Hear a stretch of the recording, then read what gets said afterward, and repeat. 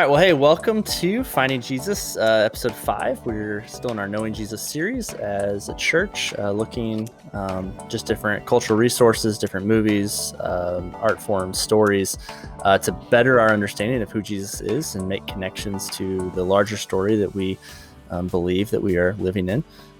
Brad here, joined again by Mike and Kyle, to talk today about Jesus as the Logos. Jesus as the Word, specifically as we see it played out in the book of John and his prologue. But before we get to that, I want to highlight we've got a class coming up. It starts this week. If you are watching this in future weeks and you want to jump in on our class a couple weeks late, we'd love for you to do that. And so you can find that registration on our website. We'll link as well in the comments. But basically, we're going to take the format, the structure, our approach to conversations we've been having here, and just kind of making a discussion around it, inviting others into that as we look at different movies and writers and stories. Just kind of apply that approach in a community mindset. So, Kyle, Mike, how you guys doing today? Doing good. Pretty good, yeah.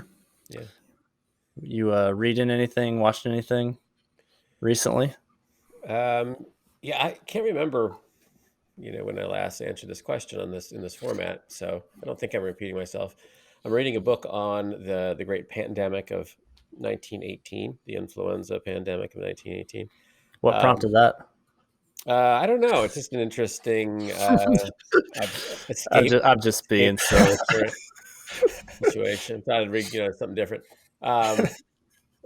But it's a really good. It's really good because it's amazing, and the author does a good job of delving into kind of how much the world has changed, how much medicine has changed, how much medicine, like the germ theory of medicine, had just been accepted in the early 1900s, like that germs cause disease and not like the swamp gases, or whatever. Like they had no idea really. They were still bleeding people. It's crazy. It's crazy how far we've come. Yeah. And that, I mean, they had vaccines for basically nothing. And they were desperately trying to develop vaccines for a dozen things that we're routinely vaccinated for now. We just don't even think about a world without smallpox or polio or whatever. And then World War I comes along, and in the midst of that, this influenza strikes, and just a lot of very interesting things about the world and really how different the world was in a time when my, for instance, grandfather was alive. It was a long time ago, but it wasn't that long ago from like a world historical perspective. Not that long ago, and life expectancy was pretty short, and then in the midst of that, the influenza comes through, and people were just helpless. They just were, it was a terrifying, helpless. Somebody gets a sniffle, and it's like, okay, as I said, am I going to be dead in 3 days? Because that's about how fast it happened. Wow. So, great read. I'll say, can you imagine how much that would change your outlook, though? That's right. On everything, and your expectations of everything, and how recent a lot of our expectations are formed in terms of career and retirement and blah blah blah. Right? It was a different world, and like I said, my grandfather was, 14. He's passed now, but. Yeah. Right. I know. Yeah. Kyle, what about you? I rewatched 2 movies recently. Stranger Than Fiction, which I think is one of Will Ferrell's better movies. Sort of, I think I've talked about it before. I'm drawn to coming of age stories, so it's a sort of coming of age story for a guy at the IRS in his 30s. Yeah. I love that movie. And then we rewatched Jojo Rabbit, probably for the 3rd time, and that, I mean, I've talked about that too. That is, I think it's in my top 5 favorite movies. I love that. Like each time I watch it, I pick up on some different element that he did as a director and writer that was pretty brilliant. Like, I think the third time I watched it, I was like, oh, it's a really poetic movie. Mm-hmm. And I don't think I would have said that the first time, though I said it was brilliant the first time I saw it, but there's just a lot of layers to it. I've seen Jojo Rabbit once, and it was in an Oscars showcase a year ago when, going to the movie theater was still a thing, and sitting in a room with other people. And yeah, I really do. Yeah. But anyway, it was this Oscar showcase where they had all the movies that were, nominated for Best Picture, and Jojo Rabbit was one of them. And it was like a marathon of a day. And I had heard good things about Jojo Rabbit, but I had heard nothing about like what it was about or the story. So as somebody who's going into that movie with like no expectations, that first few minutes, it's like, oh, this is different, but it's so good though. Yeah.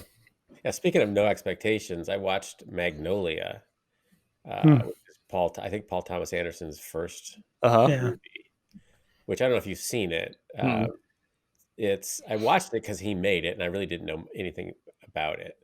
It's like 3 hours and 15 minutes long, and it's really sort of strange. You can see a lot of Paul Thomas Anderson's later work in there, but it's sort of like, I don't know that I recommend. I mean, I don't know that there's an R-rated movie.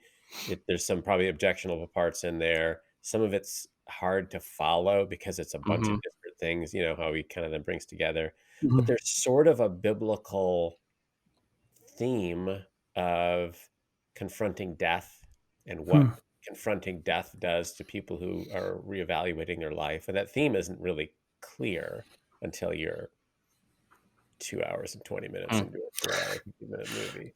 Yeah. And so probably most people, wouldn't do that. But since I had, he's, The Master, Phantom Thread. You do There Will Be Blood, right? There Will Be Blood. Just really sort of very interesting, different, brilliant stuff that I would recommend. I don't know if I'd recommend this, but he was like 29 when he made that movie, or something like that. But yeah, I mean, there's a part of the movie where frogs start falling out of the sky. I mean, it's just not even explained. It's just like, there's no like, it's not a science fiction movie at all. It's just, this happens and it changes a bunch of stuff. I was gonna say, it's a bit like Fargo. Yes. Fargo season 1 and 2, I guess, where the unexplainable happens and they just let it happen. They don't explain it. But it's more just it's sort of like, again, it's the theme of people on the verge of death, confronting death, afraid of death, and how they reevaluate their whole life with regret or whatever, or redemption. So anyway, that's something I watched. So those are two, one about a pandemic, and what a 3 hour, 20-minute movie with frogs falling out of the sky. So it's hard to beat that. That's what I've been up to. That is. We just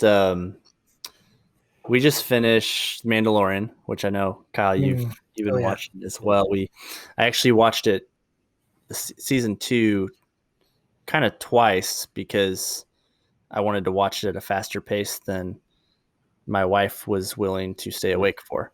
So been there. Yeah, it's good stuff. And we just started on Disney Plus, the gallery, so where they go back and kind of do some interviews and stuff with directors, and which is just as fascinating, if not more fascinating, than the show itself. Hearing all of these, the different themes. You think Star Wars, and it's like, oh yeah, these are just fun lightsaber fights, space fights, and like, I think one of the things that makes Star Wars so compelling, and Dave Filoni, who's one of the creative, brilliant geniuses behind it all, is, well, no, these are human stories, right? They're stories of family and stories of quests, and that's at the heart of it. And if you like, the other stuff's just extra that helps us tell the story. Yeah, I love that behind the scenes stuff, because kind of what we've been talking about, as image bearers, people just create, like God creates, people want to create. And in the behind the scenes of Mandalorian, you get to see two guys who are geniuses. Like Jon Favreau is like revolutionizing some of the things of the film and television industry, because he just is an outside the box thinker. And then Dave Filoni is a brilliant mind and like a Star Wars encyclopedia. But even we watched also over the holidays the behind the scenes for how Elf was made, and that was super interesting because I think that was Jon Favreau's first director movie. Yeah. He had written or been in some movies, but that was like his first big director. And even then, you could like see his genius. Now it's like exponentially. He's got more technology. He's got more budget behind him. But I was like, oh, he was pretty brilliant then, and now he's at like the top of his game, which is really cool to watch. I love that scene in Elf where the frogs fall out of the sky. You're watching a different one. Yeah. That's a different Elf, Mike. Have you seen Elf, Mike? You've seen Elf, right? Oh yeah. Okay, thank goodness. No, it is good. Yeah, we watched that as well. Or do I? Or do I sit on a throne of lies? Yeah, all right. Well, hey, good segue to talking about Jesus as the Logos.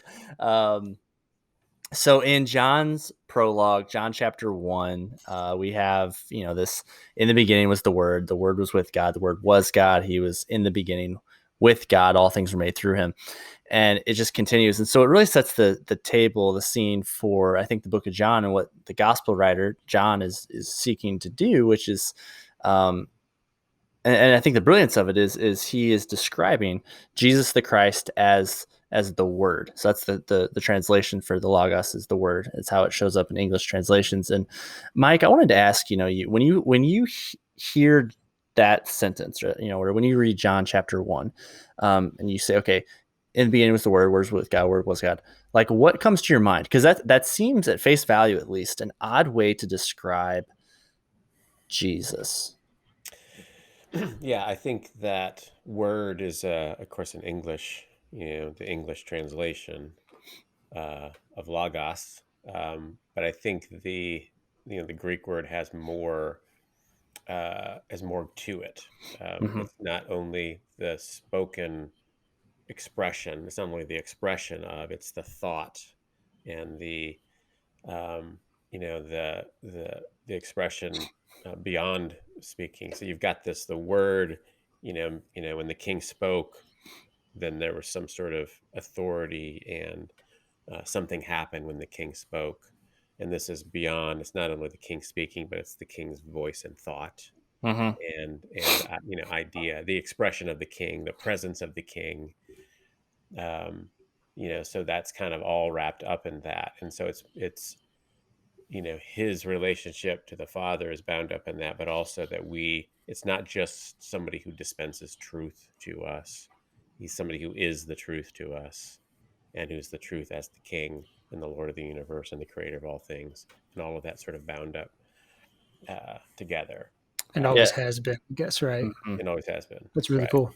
Yeah, the speech act, when a king speeches, that the very word, it bears his authority. It's an action. It's more than just a speech. Yeah, and I think the brilliance of John is, you see all these different gospel writers, and they have different purposes for writing and what they're seeking to do, and you see different thesis statements. Like Matthew, he's trying to convince the Jews that Jesus is the Messiah that's been, the one that was foretold. Luke is trying to create this historical account of Jesus so that the Greeks can have that, that record. And you have John who takes it back to the beginning and says, hey, listen, I'm writing for all people, that all people would believe, that all people would come to a faith in Jesus Christ, the Son of God. And so he takes it all the way back to the beginning, which is, in creation. And so you see almost this echo here of, in Genesis 1, right, in the beginning, God spoke, right? There was nothing and God spoke. And then you have this speech act personified or embodied then as this second person of the Trinity, as it shows up in John chapter 1. And I think John's also doing something here. There's this Greek kind of philosophy where, and they called it the Logos, and that's this it's impersonal. It's this principle that there's some impersonal reason that gives order to the universe. And I think John, he's missional in his writing, because he's saying, hey, let me speak to that thing that you believe, that thing that you think guides all existence of everything, truth, like that is actually Jesus. And so it's in a sense what we're actually doing when we have these conversations about movies, when we say, hey, there's truth in this story. let's, speak to that truth. It's what Paul is doing in Acts chapter 17 when he's, at Mars Hill, and he says, hey, your Greek philosophers say this, here's your temple to the unknown God. Let me tell you and introduce you to who that person is. And I love how John continues to flesh that out throughout his gospel. You see in John 14:6, Jesus say, I'm the way, the truth, and the life. And I think for us to just kind of maybe locate what that, theological theme, what that truth is for us, like we still do that, right? We're looking for these guiding principles. We're looking for this truth that gives meaning to all facets of life. And so, Mike, Kyle, I wanted to ask you guys, like when you hear that, right? Like when you think about our culture, what are the, for the Greeks, if there's this, reason that gives order to the universe, like what is it in our culture that people would point to as like, oh yeah, that's the ultimate truth. Like that's the thing that gives my life or my existence meaning. What do you think, Kyle? I feel like it's, I don't know, some version of self-fulfillment or happiness. I mean, that's just off the cuff. Just like, how do I'm an Enneagram 9, so maybe this connects with me too. Like, how do I just avoid discomfort and conflict or struggle? Which I think all those things are unavoidable, but I do get a sense that that's part of it. That the ultimate is just to gain more, to be happier, and to maybe avoid the discomfort. Yeah, I think I agree with that. I think there's a self-centered, self-actualization, self-fulfillment aspect of it that goes all the way to you have your own truth. And so in one sense, that's the guiding principle. In the other sense, there is no shared guiding principle because whatever fulfills you, that's your truth. I have my own truth. Callus is his truth. And it's this sense of you basically are we're godlike creatures creating our own truth to live in, and their own truth that leads to our self-fulfillment, happiness, comfort, blah blah blah blah blah. When I think we would say you can't do that. That's the guiding principle of philosophy, but it doesn't work because you can't actually escape God's truth. You can't escape the true logos. You can pretend you can, and we were talking about before, people's, the strange things that people believe that you'd think, well, now after we have a new president or whatever, obviously people will give up those beliefs, but they don't. They just sort of morph them into a new expression because it's really kind of who they are. It's not something they believe about the world. It's become who they are. And, they, to give it up is existentially threatening. It's death in some way. They have to figure out who they are. And so that's, I think, in a way, it's sort of an anti-truth. It's an anti-philosophy that there is no one big story we're all in. You get to make your own story, and that's great. Do you think there's a positive side of that, like a silver lining? Is because I do sense that with that, some of the things that I hear in podcasts or just on my limited time on social media, there do seem to be people seeking truth, whatever that is, but there's a seeking. So is there a silver lining, or is there a positive place to engage with that? Because at least some people are curious. Oh yeah, I think so. I think people, we have, as we talk about all the time, we're made in God's image, and so as image bearers, we're going to be truth seekers. We're probably not going to say, even if somebody's philosophy is, well, there is no truth, they still believe some things are true. You just can't avoid it. But I think for it depends on, am I looking for truth, the truth that I am subject to, that's bigger than me, that I may not want to find out, but ultimately is the big truth? Or am I looking for my truth that I'm comfortable with? That's and am I searching for things to confirm? Right. That. Yes, right. And I think there's there's an overlapping of those two, worlds in some sense, because we all have to contextualize and personalize and, the truth. But I think our culture very much sort of, that's great for you. You do you. I Hmm. mean, we're of two minds because we're quick to condemn people, but you do you, uh, I wouldn't dare to think that my truth would be your truth. And that's sort of the weird thing about, well, there's what is God's truth, and we're subject to that whether we like it or not. Mhm. Yeah, and I think there's something to be said. I was listening to an interview over the weekend with it was Carrie Newhoff interviewing Tim Keller, and he talked a lot about identity, like in this conversation, and Right. how like even our path to pursuing whatever truth makes me comfortable, or whatever self actualization of or understanding of whatever however I see the world, like identity is so wrapped up in this.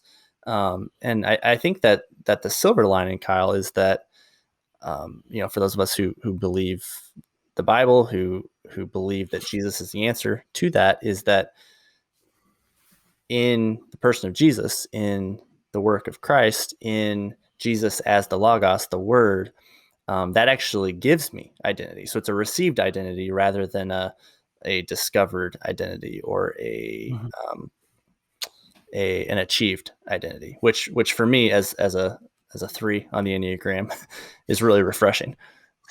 So Hmm. That's good. well, cool. So Jesus as Logos, the Word, this guiding truth, that God is up to something in the world, that we get to participate in this story. Over the weekend, we looked at the Transfiguration, and these we get these glimpses, I think, throughout the Gospels of Jesus's otherness, and how God he steps into our world, our existence. We want to look at different films or pieces of art that maybe give us help us experience or understand this at a greater level. So I don't know, when you guys think about this, Jesus as the Logos, Jesus as the Word, Jesus as the ultimate truth, Jesus as the ultimate expression of even what it means to be human. I don't know what movies, what pieces of art come to mind. This one's harder for me. Hmm. Well, for me, there's a lot of uh, Jesus says, you in John 8, you'll know the truth and the truth will set you free. And of course, Mm-hmm. he's talking about the truth about him, the truth, the ultimate truth. But there's a certain sense of truth seeking and something being revealed that changes things redemptively, or at least potentially redemptively. There's a lot of, Magnolia, I just talked about it, where was something that leads to the characters confronting some truth. And often the truth was an unpleasant truth that was hidden, but the confronting of it allows for some sort of redemptive movement. And I think those sorts of movies, there's a lot of them where some truth is brought out. John 8, Jesus says, "You'll know the truth, and the truth will set you free." His truth, the redemptive truth, the truth about him. But I think part of this art where truth is brought out and confronted, and not, in a sense, people might have been trying to live with their own truth, but here's the real truth about what's going on. Mhm. And so that movie, but like the Descendants is one, and Nebraska is one. These Alexander Payne movies where there's this family and this thing was happening, and Mm-hmm. part of the family knew about it, and then something causes this confronting the truth, and they have to sort of make a new family, out of some redemptive movement out of this truth coming to light. And Nebraska is, this guy's got to take his dad back to some, I don't remember, back to the hometown or something. Or he's got to go Mhm. back to the hometown to visit his, and they're fun. They're funny movies in a lot of ways, but they're poignant or whatever. And it's just this confronting. This is really my family. This is really who I am. And so, sort of every family reunion is sort of, we all can relate to, okay, this is really part of the truth about me, and what am I going to do with it? And that's part, it kind of goes against the, you can do your own thing, make your own truth or whatever, that, Jesus is the truth. And part of that is the truth about who I really am, what my story really is, who he really is. Now, the movies may not deal with that in particular, but I can't live in my own made up world forever. Mhm. At some point, here's the truth. And at some point, we have to struggle with it. And it's good to do so. I think those, especially Descendants, Nebraska, like because they're family oriented, are just incredible examples because family so much gives us our identity, right? It's our name, it's our reputation. Oftentimes, it's our personality quirks, it's our shared history, it's all of these things that make us who we are. And so like when there is something that's new, that's revealed, it's like you're putting on glasses for the first time, and it's this just major paradigm shift for understanding, well, if I didn't have that, then who am I, who is this new thing? And yeah, we Mhm. see quests like that. I think um maybe not as profound, but similar, like Harry Potter, right? Like when when Harry's like, "You're a wizard, Harry." Like from that moment on, it Mhm. completely changes the trajectory of who Mhm. he is, how he sees the world, how he understands himself, how he understands his place Yeah. in it. Yeah. Two movies that come to mind. One that I mentioned earlier, Stranger Than Fiction, right? He gets an audible voice from the narrator who's writing his life. Oh, yeah. Yeah. That his seemingly innocuous event would lead to his imminent death. Well, that's a game changer for him, but it's also for the author when he Mm-hmm. confronts her. Like he finds her and he says, like you have to change this. Yeah. Like you can't, now that you've seen me, you can't kill me.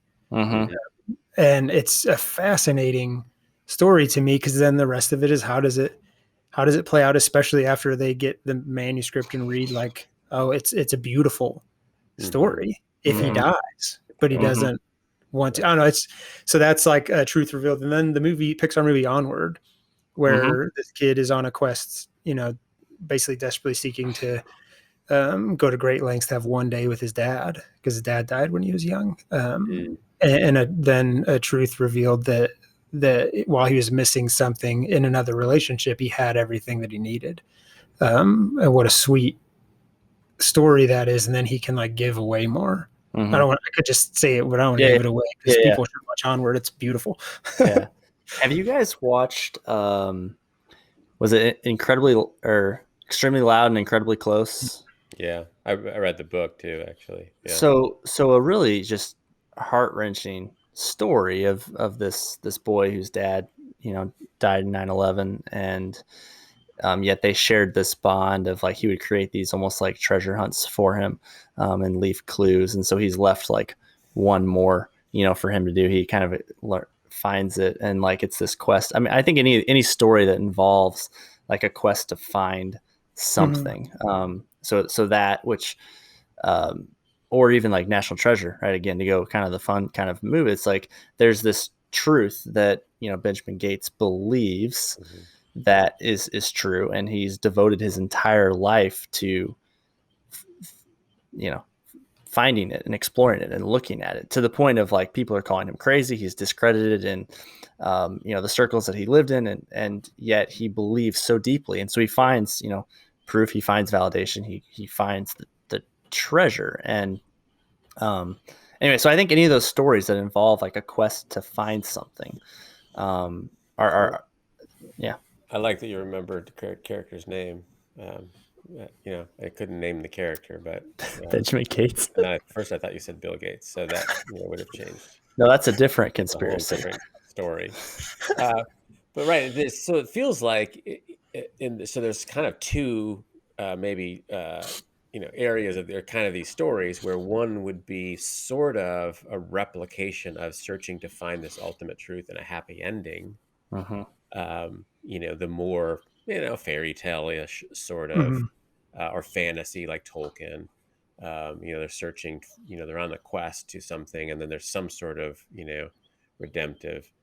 And then there's the kind of, maybe a little bit more like the Descendants or Magnolia, where the truth brings out something to be confronted redemptively, but it shows the inadequacy. Like, it certainly isn't a happily ever after. It's true, but we actually need more to the story. It should point us in a redemptive, direction. In other words, revealing the truth is hard and difficult, necessary, but it shows our need of the happier ending. And some artistic expressions kind of show the happy ending, in a way. Yeah, and I love both versions because and again, Enneagram 9, I'm one wing, I'm the dreamer. I desperately want and they all lived happily ever after end. So I'm drawn to, so I love Pixar movies, so I love Disney. But I also love those movies, and I love Marriage Story. There's other movies I love because they speak so accurately to what we actually experience. Like it doesn't all end happily ever after. I mean, rarely, I think, does it. And so those hit home, and there's a curiosity to those movies. There's like a seeking for something, and that's what you experience. Like I struggle with anxiety, and learning that, I see it in other members of my immediate family to varying degrees. But having conversation with my grandma, I've learned that she does, and that her dad was like crippled by anxiety. And it's like, oh, that's like a small quest, but that's a very revealing thing about my family and about my dynamic, that it's like 4 generations of anxiety to varying degrees. That's helpful for me.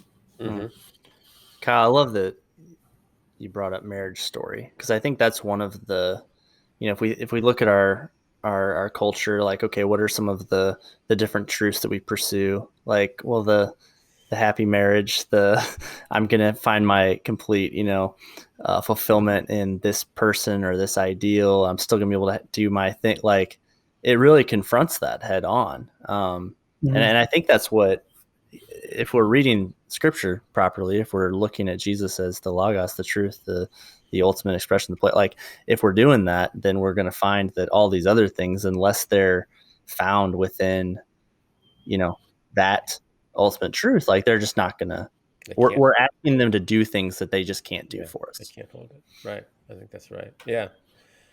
Yeah. And I think so. It's interesting that you think of the movies that sort of reveal a truth that isn't, that's difficult, or that's hard, or that's whatever, and that there's some at least potential redemptive movement from there that isn't possible until the truth is revealed. And there's probably something there for us. One of the movies I rewatched, within the last few months, I can't remember when, was Spotlight.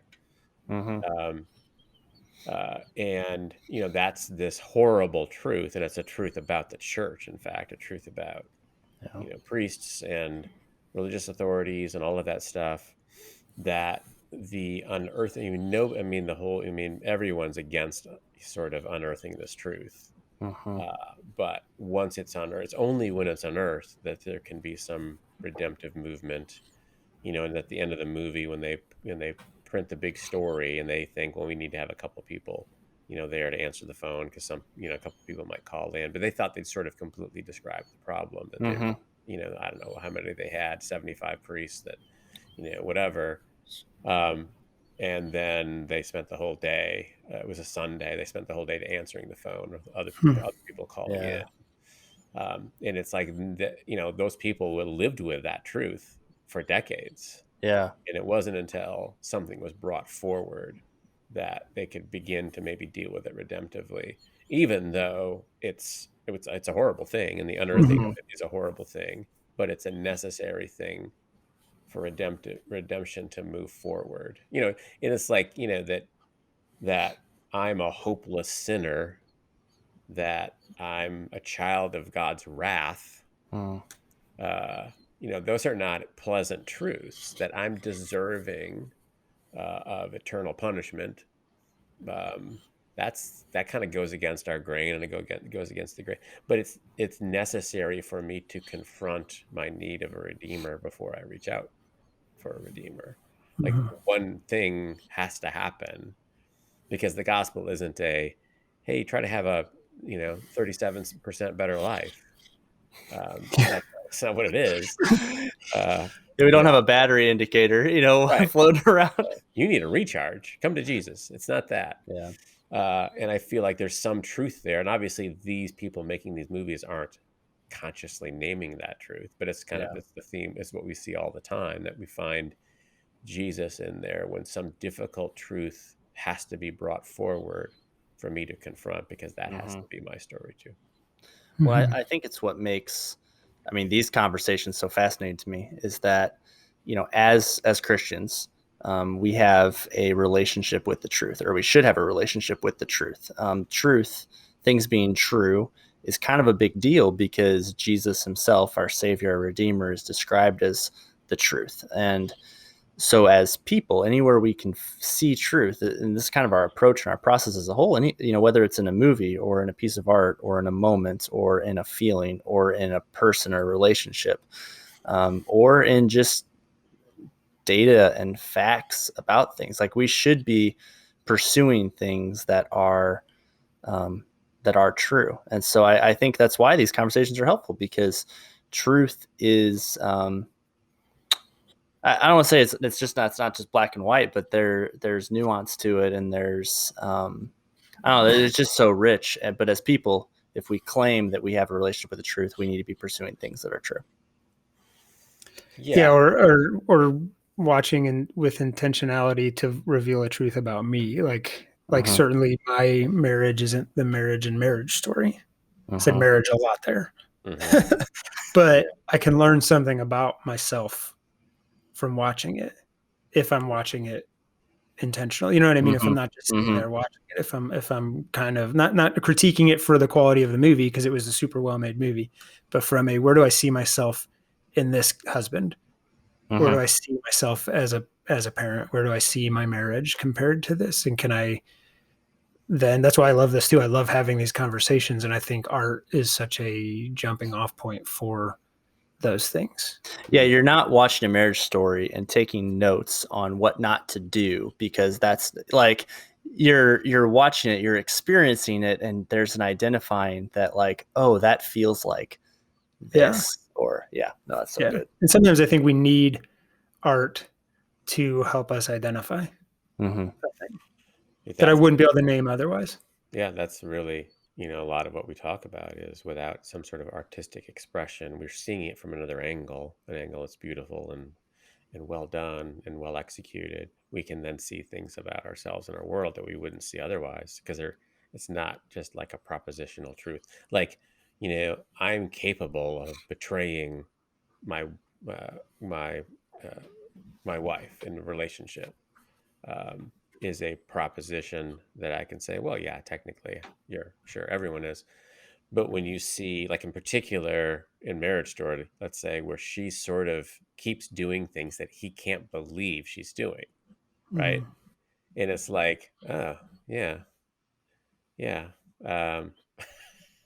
Right. I mean, it's so not affair or anything like that. Like, no, she wouldn't do that. Right. Well, no, I mean, so that's like, we're capable of a deeper level of betrayal than we think we are, that it's in there. Yeah. And we're probably doing little betrayals. Yeah. That's in there all the time. Right. So like, what does that mean? So that's the sort of like, if it's a true statement about us, about human nature, in a marriage relationship. So what do I do with that? How do I think about it? How do I confront that? So I think that's the finding truth, and finding Jesus. He is the truth, right? So it's kind of they go together. I was listening to the Hamilton soundtrack today, and I don't know if you guys have seen it or listened to it. I assume you have. Yeah. I have not. I actually have not either. I know, right? Well, it's been built up so much to me that I feel like if I'm not willing to like fully dive in, I don't know if I'm doing it justice. Maybe that's just my justification. But I have not. I'll say what I'm going to say anyway, because hopefully everybody else has. Yeah, but my favorite song kind of changes. There's a song about forgiveness that is near the end that's just beautiful. But my favorite song right now is called "Dear Theodosia," and it's two of the guys basically singing a song to their children, and how they want to raise their children, how they want to make the world safe. and that they'll get to see their kids blow us all away. And I was driving today and I just played that song on repeat because it does something to me internally. And it's just like, oh, I want that so badly. I want to be that dad who's highly invested and cares so much and creates a space for my kid to be exactly who God created him to be and live out loud. So that's like an example. I don't know that driving in the car, I think about that if I'm listening to something else. Not like it just randomly came on, but I was like, I need to hear that a second time. Like something's moving in my heart that I need to sit with for a while. I probably listened to it, 4 times in a row, and it was awesome. But watch it, guys. I know. Yeah. That's going to be the headline for how we promote this episode will be Brad and Mike confess they have not watched or listened to Hamilton. Anyway, cool. Hey, it's been a great discussion. It's good to even consider, what is truth? What does it mean to say that Jesus is the word, Jesus is true? Again, if these types of conversations interest you, we have other episodes you can find on our website, calvary.church/knowingjesus, or you can go to our YouTube channel where we post those as well. Or you can join us for our class Tuesdays, 6:30. If you're watching this after January 26th, we would really welcome and encourage you to join us, for any of those 6 weeks, even if you're coming late. We're going to talk more and just kind of have more open-ended discussions. Hopefully hear from you guys what is God doing in your heart and your mind as you watch and interact with movies and stories that we love, or stories that Mike and I have never even looked at. So anyway, it's been a good discussion. We'll catch you next time. See ya. Bye.